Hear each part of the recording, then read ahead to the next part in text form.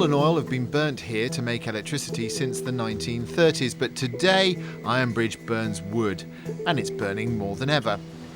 There are 2 units that can generate power here at Ironbridge, and the information we've seen shows that the second of those 2 units will start burning wood to generate power sometime this weekend. It's a controversial switch with some people, and it was never really up for discussion. Even at the planning stage, councillors were told to focus on how the site looked rather than the plans for changing how it works.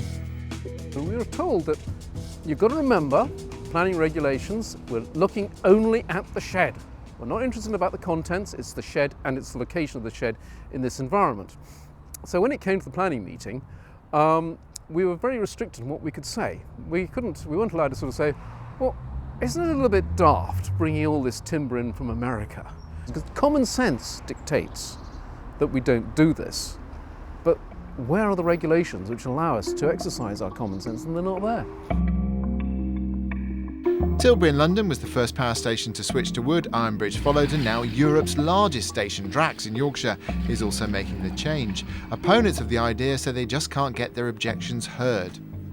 I found a rather strange atmosphere, really, and it was bizarre how the conversation seemed mainly to focus on the colour of the paint of a woodshed. If conversion to biomass in some of these power stations goes ahead, there's very big questions about sustainability of all this wood that's being brought in from so many different countries, and may well turn out to be more carbon intensive than existing technologies. Much of the wood to be burnt in the UK comes from America, so is there enough of it? A large forest resource in the US South, largest pellet producing region in the world, very high growth rates and positive growth to drain ratios, which basically means that we're growing more fiber on the landscape each year than we're harvesting.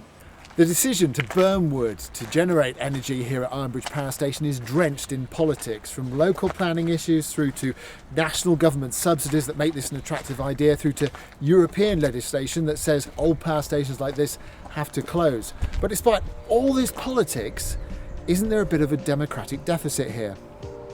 Because this huge switch also carries big implications for you and your electricity bill. The government says the subsidy E.ON will get for burning wood at Ironbridge will be around £50 million a year, and we'll all end up paying for it.